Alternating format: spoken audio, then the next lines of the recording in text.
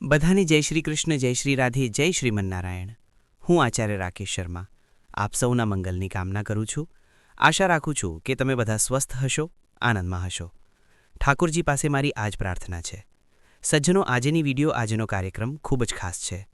તે બધા દર્શકો માટે, બધા લોકો માટે જેઓની મીન રાશિ છે।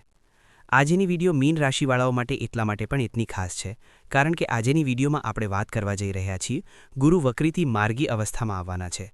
મીન રાશિ, આ વિડીયો મીન રાશિવાળાઓ માટે એટલા માટે પણ એટલી ખાસ છે કારણ કે તેઓ તમારી રાશિના લોર્ડ છે। મીન રાશિવાળાઓના જે સ્વામી છે તેઓ દેવગુરુ બૃહસ્પતિ છે અને દેવગુરુ બૃહસ્પતિનું ક્યાંક ને ક્યાંક 11 માર્ચથી વક્રીથી માર્ગી અવસ્થામાં આવવું, આ ક્યાંક ને ક્યાંક ખૂબ જ મોટી ઉપલબ્ધિ મીન રાશિવાળાઓના જીવનમાં આવવાની છે, જે કે તેમના જીવનને એકદમ એવું બદલશે, ભાગ્ય પરિવર્તન લઈને આવી રહ્યું છે। સાથે સાથે કઈ રીતેના શુભ યોગોનું નિર્માણ થઈ રહ્યું છે અને શું શું દેવગુરુ બૃહસ્પતિની અમૃતમય દૃષ્ટિ તમને પ્રદાન કરવાની છે। સૌથી પહેલાં તમારો ચાર્ટ આગળ લગાવો, મીન રાશિ ચાર્ટ તરફ જુઓ અને સૌથી પહેલાં આપણે આ સમજી લઈએ કે તમારી કુંડળીના કયા ભાવમાં ગુરુ માર્ગી અવસ્થામાં આવી રહ્યા છે અને સાથે સાથે તેમની 3 દૃષ્ટિઓ કયા ભાવો પર પડી રહી છે। તો મીન રાશિ સૌથી પહેલાં જુઓ તમારી કુંડળીના ચોથા ઘરમાં, 4th હાઉસમાં, ચતુર્થ ભાવમાં દેવગુરુ બૃહસ્પતિ વક્રીથી માર્ગી થઈ રહ્યા છે। 11 માર્ચે સવારે 8:58 દેવગુરુ બૃહસ્પતિ માર્ગી અવસ્થામાં ચાલવા લાગશે, એટલે કે પોતાની શુભ ગતિમાં, પોતાની પ્રભાવશાળી ગતિમાં, અને જે કે સંપૂર્ણ તેમની દૃષ્ટિઓ ખાસ કરીને તમને ખૂબ જ સારો પરિણામ આપશે। આ સાથે સાથે દેવગુરુ બૃહસ્પતિની 3 દૃષ્ટિઓ ખાસ કરીને તમારી કુંડળીના અષ્ટમ ભાવ પર, એટલે કે 5મી દૃષ્ટિ, 5મી, 7મી અને 9મી આ દેવગુરુ બૃહસ્પતિની દૃષ્ટિઓ છે। 5મી દૃષ્ટિ દેવગુરુ બૃહસ્પતિની કુંડળીના 8મા ઘરમાં પડશે, જે કે આયુનું સ્થાન છે। ધ્યાન રાખો, આ ખૂબ સારી વાત છે। આ સાથે સાથે દેવગુરુ બૃહસ્પતિની 7મી દૃષ્ટિ કુંડળીના દશમ ભાવમાં, એટલે કે રાજ્ય ભાવમાં, કર્મભૂમિમાં, ગવર્મેન્ટ જોબ, પ્રાઇવેટ જોબ, વ્યાપાર, રાજકારણ, આ બધું અહીંથી જ જોવામાં આવે છે। દેવગુરુ બૃહસ્પતિની 7મી પૂર્ણ દૃષ્ટિ કુંડળીના દશમ ભાવ પર પણ પડશે। આ સાથે સાથે દેવગુરુ બૃહસ્પતિની 9મી દૃષ્ટિ સીધી કુંડળીના 12મા ઘરમાં પડી રહી છે, જે કે વિદેશનો ભાવ પણ છે, વ્યયનો ભાવ પણ છે, મોક્ષનો ભાવ પણ છે। આવો જાણીએ સૌથી પહેલાં દેવગુરુ બૃહસ્પતિ કુંડળીના ચોથા ઘરમાં વક્રીથી માર્ગી થઈ રહ્યા છે તો તેનો શું ફલાદેશ રહેવાનો છે। જુઓ, દેવગુરુ બૃહસ્પતિ કુંડળીના ચોથા ઘરમાં વક્રીથી માર્ગી 11 માર્ચે થશે। ખાસ ધ્યાન રાખો, અહીં સંભાવનાઓ ખૂબ સારી બની રહી છે। પ્રોપર્ટીનો લાભ, જમીન સંબંધિત લાભ, વાહનનો લાભ અને માતાનું સ્વાસ્થ્ય જો અસ્વસ્થ ચાલી રહ્યું હતું તો તેમાં ક્યાંક ને ક્યાંક જોશો ત્યાં ખૂબ જ પોઝિટિવ પરિણામ તમને જોવા મળી રહ્યું છે। ક્યાંક ને ક્યાંક પોતાના માટે પણ જો અસ્વસ્થ રૂપ તમારું હતું અથવા કોઈ રોગથી તમે પીડિત હતા તો તેમાં પણ જોશો એક ખૂબ જ સારું તમારું હેલ્થ વાઇઝ પણ ખૂબ જ સારું રહેવાનું છે। સાથે સાથે દેવગુરુ બૃહસ્પતિ અહીંથી એક બીજી સારી વસ્તુ પણ આપે છે, તે કઈ છે?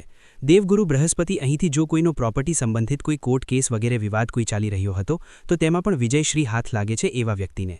બીજું, જો તમે મકાન બનાવવાની વિચારી રહ્યા હતા, પ્રોપર્ટી લેવા વિચારી રહ્યા હતા અને તમે વિચારી રહ્યા હતા કે મારા યોગ નથી બનતા, કેવી રીતે લઉં? ઘણી વખત એવું થાય છે કે આપણા પાસે પૈસા હોય છે અથવા પછી કોઈની પ્રોપર્ટી વેચાઈ નથી રહી હતી, તો અહીં દેવગુરુ બૃહસ્પતિનો જે રોલ હોય છે તે જોડવાનો હોય છે। ક્યારેય ધ્યાન રાખો, દેવગુરુ બૃહસ્પતિ હંમેશા જોડવા માટે આવે છે। જો તમે પૈસા ઘણા કમાઈ રહ્યા છો પરંતુ તમારા પાસે બચતા નથી તો ક્યાંક ને ક્યાંક તમારી કુંડળીમાં દેવગુરુ બૃહસ્પતિની શક્તિ જે છે તે મજબૂત નથી હોતી, પરંતુ તમે પૈસા કમાઈ રહ્યા છો, સારા આવી રહ્યા છે અને જોડાઈ પણ રહ્યા છે, કાર્યો તમારા બધા થઈ રહ્યા છે, તો દેવગુરુ બૃહસ્પતિ ક્યાંક ને ક્યાંક ખૂબ સારા હોય છે તમારી કુંડળીમાં।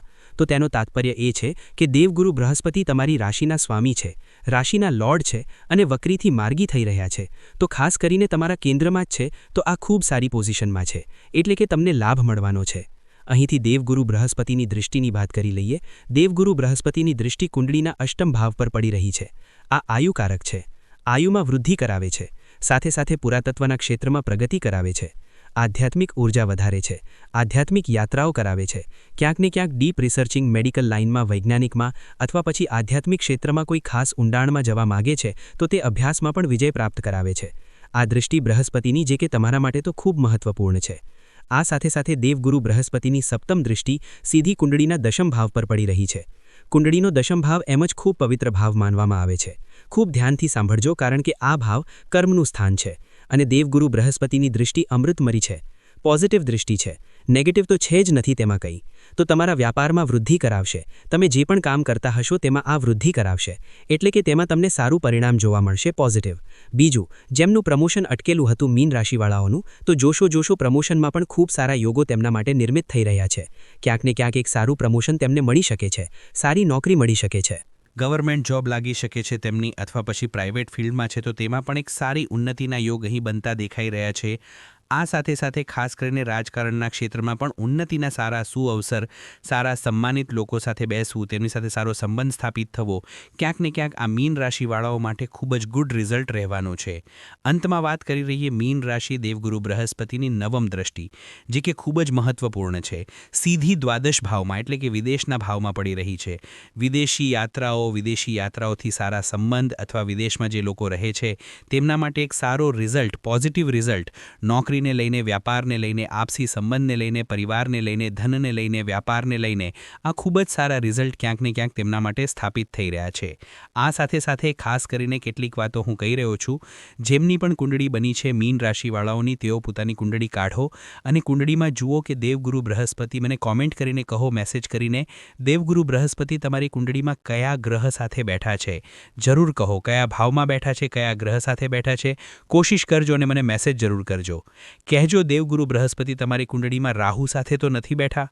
જરૂર કહેજો મને, કારણ કે રાહુ સાથે બેઠા હશે તો ગુરુ ચંડાલ દોષનું નિર્માણ થાય છે. અથવા દેવગુરુ બૃહસ્પતિ તમારી કુંડળીમાં અષ્ટમ ભાવમાં અથવા છઠ્ઠા ઘરમાં તો નથી બેઠા? મને જરૂર મેસેજ કરીને કહેજો.